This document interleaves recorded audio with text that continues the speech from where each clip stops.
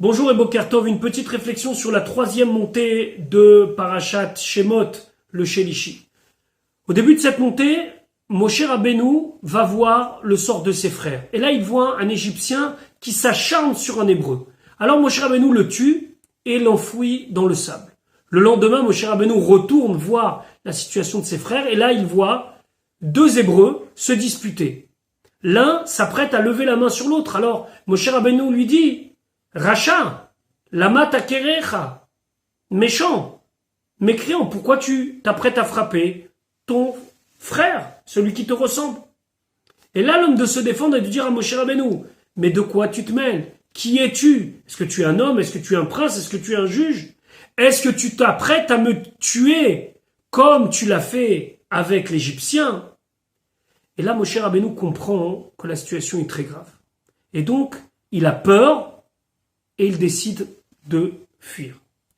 Rachid dit que Moshe Rabbeinu, à ce moment-là, il est très touché. Parce qu'il s'aperçoit que dans le peuple juif, il y a des délateurs.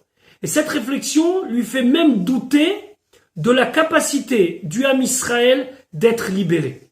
S'il y a des délateurs, comment ce peuple va être libéré?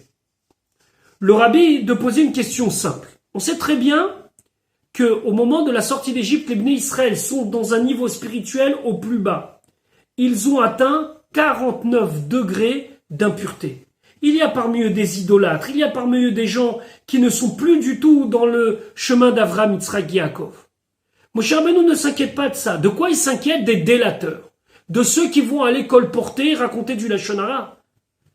Il ne s'inquiète pas à titre personnel, il s'inquiète au niveau de tout le Ham Israël. Est-ce que les Bnei Israël vont mériter la Géoula alors qu'il y a parmi eux des délateurs? Il ne s'est pas posé la question, est-ce que les Bnei Israël vont mériter la Géoula alors que parmi eux il y a des idolâtres? Pourquoi c'est cette délation et le fait qu'il y ait des délateurs qui le gênent beaucoup? Le rabbi expliquait que dans le problème du Lashon Hara, de la délation, de la médisance, on est en train quelque part de désunir quelque chose qui est uni. Lorsque je parle sur un ami ou sur une amie, qu'est-ce que je suis en train de faire? Je suis en train de séparer ce qui doit être uni. Alors que l'amitié doit rapprocher, le fait que je vais à l'école porter des informations ou dire du mal de l'un ou de l'autre, à l'un ou à l'autre, finalement je divise. Ici, le peuple juif n'est pas encore le peuple juif.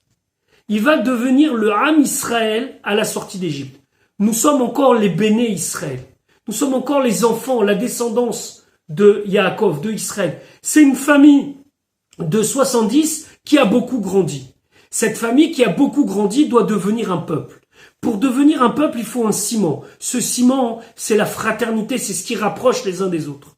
Alors il peut y avoir des Réchaïm, il peut y avoir des idolâtres, il peut y avoir des meurtriers, il peut y avoir plein de gens qui vont faire un seul peuple. Et ce qui va les unir, c'est le fait qu'ils sont tous ensemble, même s'ils ont des choses à se reprocher. À la mesure où il y a des délateurs, à la mesure où il y a des gens qui parlent les uns sur les autres, des colporteurs, des médisants, comment justifier le titre de peuple alors que nous sommes en train de nous désunir? Et c'est ça le danger du Lashon Hara. Le danger du Lashon Hara, c'est désunir le peuple. C'est faire en sorte que deux personnes qui jusqu'à maintenant étaient proches vont se séparer parce que je vais aller raconter à l'un et à l'autre des choses sur l'un ou l'autre. Moshe Rabbeinu, quand il voit les délateurs, quand il voit Dathan et Aviram, il a peur. Il dit peut-être qu'ils ne seront jamais un peuple. Peut-être qu'ils ne mériteront pas la Géoula parce qu'ils seront plus là.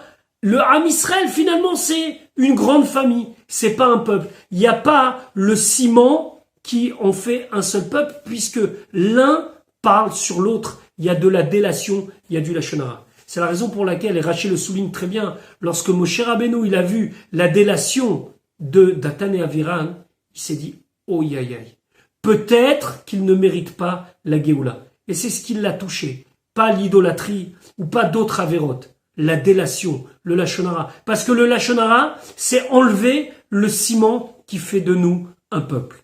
Je vous souhaite une bonne journée et Bezrat Hashem à demain.